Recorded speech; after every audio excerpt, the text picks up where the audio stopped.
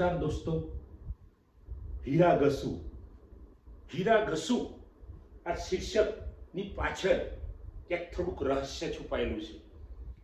દોસ્તો, મારા ગામ ગઢાની અંદર મારા ફાધર તો શિક્ષક હતા જ, પણ મારા દાદા નરસિંહ દાદા, અમે એમને ટૂંકમાં નસબાબા કહેતા. આ નસબાબા પણ ગામમાં શિક્ષક. નાના હતા ત્યારે હું હંમેશા એ ધોતી પહેરે, સરસ માથામાં ટાલ, હળવા હળવા બાલ અને એ ચળકતી ટાલ.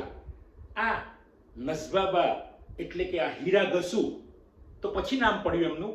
પણ એ ધોતી પહેરે, પહેરણ પહેરે, પહેરણ પણ ક્યારેક કોટ પણ પહેરી દે, ક્યારેક જેકેટ પણ લગાડી દે.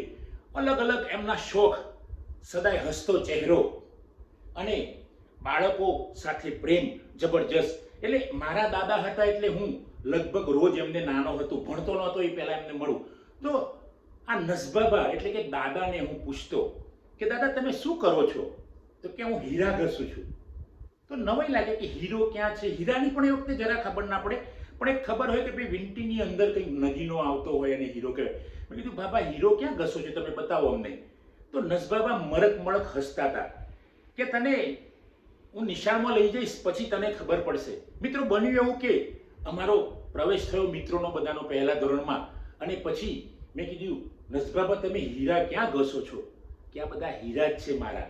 પણ એ પહેલા ધોરણમાં કંઈ સમજ ના પડી કે આ હીરા ઘસે છે. વર્ષો પછી મોટા થયા પછી પેલો નસબાબાનો શબ્દ હું તો હીરા ઘસું છું એ યાદ આવ્યો. અને અમારા ગામમાંથી ઘણા માણસો બહુ સારા સારા હોદ્દા પર હતા. એ જે સ્કૂલમાં ભણાવતા હતા બીજા ગામે, એ ત્યાંના વિદ્યાર્થીઓ પણ ખૂબ સારી સારી જગ્યાએ હતા. હું પણ મોટો થઈ ગયો. છેક પ્રોફેસર બન્યા પછી ખબર પડી કે મારા નસબાબા જે કહેતા હતા કે હું હીરા ઘસું છું, ત્યારે સાચી સમજ કરી અને એમાંથી અમારા જેવા પણ કેટલાક હીરા તૈયાર થયા છે. મિત્રો, આ નસબાબાનો એક સારો અનુભવ કહું તો નસબાબાનો સન એટલે કે આ મહેન્દ્ર, મારા હાથે મહેન્દ્ર નામ લખેલું છે. એ અમે બે ખાસ મિત્રો નાનપણના. મહેન્દ્ર મિત્રો અત્યારે નથી, એનું જબરજસ્ત દુઃખ છે. એક મારો સારો મિત્ર અને એક અમારા પરિવારનો સરસ માણસ એ આજે નથી, સ્વર્ગસ્થ છે. પણ મહેન્દ્રને અમે બે જ્યાં જવું હોય ત્યાં સાથે જ હોઈએ. કોઈક અમે ભિલોડા સાઈડ વર્ષો પહેલા બહુ નાના હતા ત્યારે, લગભગ 8મું 9મું ભણતા હોઈશું, અને કોઈ પ્રસંગમાં જવાનું થયું અને પ્રસંગમાં ત્યાં ગયા તો મોડું થઈ ગયું. એ જે ગામમાં ઇન્ટિરિયર જવાનું હતું ત્યાં કંઈ બસ નહીં, પણ ચાલતા ચાલતા અમે વિચાર કર્યો નીકળવાનો કે ગામમાં, પણ ગામ તો એ ભિલોડાથી લગભગ 10 કિલોમીટર દૂર હતું. પણ 3 કિલોમીટર ગયા ત્યાં એક ગામ આવ્યું. ખબર નહીં મિત્રો કયું ગામ હશે, પણ એ ગામમાં પ્રવેશ્યું. અમે એ વખતે કંઈક ડર ન હતો. ડર એટલા માટે કે એ ઉંમર જ એવી હતી કે ડર બળને, અને ગામડામાં મોટા થયેલા એટલે ડર બર કદાચ એ વખતે બહુ ઓછો હતો. બે મિત્રો સાથે, મહેન્દ્ર અને હું. તો વિચાર કરતા હતા કે 10 કિલોમીટર દૂર ગામ છે, કેવી રીતે રાત્રે જવું, અને જો જઈશું તો આપણને રસ્તાની ખબર નથી, લાઇટ બાઇટનું એ વખતે કંઈ ઠેકાણું નહીં, વીજળી એ બાજુ તો હતી જ નહીં વીજળી, તો કેવી રીતે જવું એ વિચારતા હતા. પ્રશ્ન. પણ વચ્ચે 3 કિલોમીટર પછી એક ગામ આવ્યું, અને ગામમાં જઈને અમે એક દાદાને પૂછવા જતા હતા, અને દાદા આમ ફાનસ લઈને એમના ઘર આગળ કદાચ ઊભા હતા, બહાર નીકળ્યા, ઊભા રહો ભૈયા હું આવું છું એમ કહીને ફાનસ લઈને અમારી સામે કર્યું. તરત જ એ દાદાના અંદરથી શબ્દો નીકળી પડ્યા, ભાઈ તમે ખીમજીભાઈ અને નરસિંહભાઈના છોકરા છો? અમે સ્તબ્ધ થઈ ગયા, કારણ કે મારા ફાધરનું નામ ખીમજીભાઈ, મહેન્દ્રના પપ્પાનું નામ નરસિંહભાઈ. તો મેં કીધું દાદા કેવી રીતે તમને ખબર પડી? ભાઈ તમારા બંનેના મોકરાશ ઉપરથી, મોકરાશ એટલે તમારા બંનેના મોઢા પરથી ખબર પડી ગઈ. અમે ખૂબ આનંદ થઈ ગયો અંદર કે વર્ષો પહેલા અહીંયા મારા ફાધર અને દાદા, નરસિંહ દાદા એ ત્યાં કદાચ ભણાવતા હશે, ને દાદા જે હતા એ જે એમનો છોકરો આ બે શિક્ષકો જોડે ભણ્યો હશે એમના હતા, ત્યારે અમને એટલો બધો આનંદ થયો મહેન્દ્રને મને કે અમારા નસબાબા, મારા પપ્પા જ્યાં ભણાઈને ગયા છે અને ત્યાં અમને અમારા મોઢાથી એ ઓળખી જાય છે કે આ બે શિક્ષકોના છોકરા છો. મિત્રો, નસબાબાનો એક સરસ બીજો અનુભવ કહું. નસબાબાને ઘીની સુખડી બનાવતા ખૂબ સરસ આવે.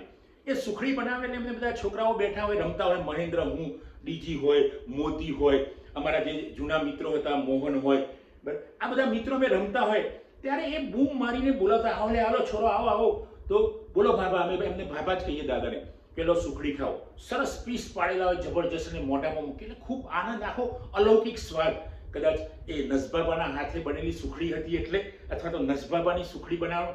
પછી અમે મહેન્દ્ર, હું, ડીજીને બધા ટ્રાય કરીએ કે આપણે નસબાબા જેવી સુખડી બનાવીએ. મિત્રો, ક્યારેય સુખડી ન આવડી, પણ પછી મેં એકવાર નસબાબાને પૂછ્યું, બાબા કેવી રીતે બનાવો છો સુખડી? પછી એમને મને બતાવ્યું, ભાઈ આ પાયો. મિત્રો, એ દિવસે હું સુખડી બનાવવાનું શીખી ગયો. આજ દિન સુધી એ સુખડી ભૂલ્યો નથી.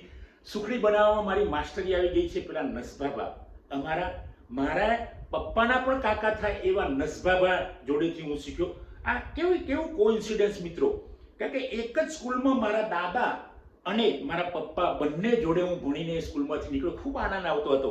એ નસબાબાનું સદાય હાસ્યવાળું સ્મિત, અને એ સદાય બાળકો જોડે હસતા હોય. મિત્રો, એટલું બધું બાળકો જોડે મળી જતા હતા. નસબાબાના પહેરવેશ પણ જુદા જુદા હોય. એક દિવસ ધોતી જબ્બો પહેરીને આવે, બીજા દિવસે કંઈક પેન્ટ શર્ટ પહેરીને આવે, ત્રીજા દિવસે કોટ પહેરીને આવે. છોકરાઓ બધા આમ પ્રભાવિત થઈ જાય. અને ખરેખર શિક્ષક એવો જ હોવો જોઈએ. શિક્ષક સાદો, વિચારોથી સાદો હોય, વિચારોથી મહાન હોય, બરાબર છે, પણ કપડાની જે સ્ટાઇલ હતી એ બાળકો પણ એ શિક્ષકમાંથી શીખે છે. એટલે નસબાબાનો પહેરવેશ પણ મિત્રો કંઈક અલગ અલગ પ્રકારનો હોય. અને એ નસબાબા જીવન પણ ખૂબ આનંદથી જીવ્યા. ક્યાંય કોઈ એમને પરવા નહીં, બસ જિંદગી જીવી લો, આજે જ જીવી લઈશું, એવા એમના વિચારો હતા. એ સદાય ચહેરા પરથી હાસ્ય વેરતો એ ચહેરો. આજે પણ હું જોઉં છું, જે જૂનાવાસમાં મારા ગઢા ગામમાં જઉં છું અને નસબાબાનું ઘર જોઉં છું, ત્યાં એ ઘર તો આખું બદલાઈ ગયું છે, કારણ કે નવા ઘર બની ગયા છે. ત્યારે પેલા નસબાબા મને બૂમ પાડતા ના, અરે ભાઈ અહીંયા, હા બોલો બાબા, હું બોલી જાઉં ઘણી વાર, આલે સુખડી ખા. આ યાદ આવે છે પેલી પળો. આજે મહેન્દ્ર પણ નથી, આજે ડીજી પણ સ્વર્ગસ્થ છે. ત્યારે આ બંને મિત્રો અને બંને મારા પરિવારના મિત્રો ખૂબ યાદ આવે છે મિત્રો.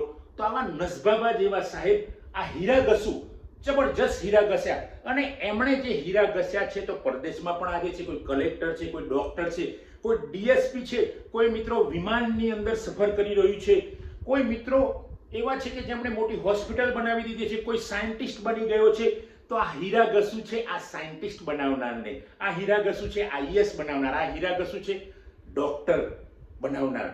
તો મિત્રો, આવા હીરા ઘસુને આપણને જ્યારે બાબાએ વર્ષો પછી મને કહેલું, નસબાબાએ યાદ રહી ગયું કે હીરા ઘસવા. એટલે પહેલા મને એમ હતું કે શિક્ષકનો વ્યવસાય કેવો, પણ પેલા બે, અમે મહેન્દ્ર અને હું બંને પેલા ગામમાં ગયા અને દાદા ઓળખી ગયા કે તમે આ સાહેબના છોકરા છો, ખીમજીભાઈ અને નરસિંહભાઈના. ત્યારે અમને આનંદ થયો કે શિક્ષક કેટલો મોટો છે, આ હીરા ઘસુ કેટલો મોટો છે, આની ફેક્ટરી કેટલી મોટી છે, આ હીરા ઘસવાનું કારખાનાનો માલિક નસબાબો કેટલા મોટા છે, એ વખતે મને ખબર પડી ગઈ હતી મિત્રો. અને આ નસબાબાનું જીવન જુઓ, જે બોલતા હતા, વિચારો હતા, એવું જ બન્યું. નસબાબા સદાય હસતા રહેતા હતા. અને એક દિવસ સંધ્યા ટાઈમે ફરવા નીકળ્યા અમારા વાસના ઝાંપે. મિત્રો, એમનું મોત તો તમે જો, આમ લાકડી લઈને બેઠા અને ત્યાં ને ત્યાં અચાનક ભગવાનનો એમને બોલાવો આવી ગયો અને એ દૂરની સફરમાં ઉપડી ગયા. એ આજે અમને ફોટામાં દેખાય.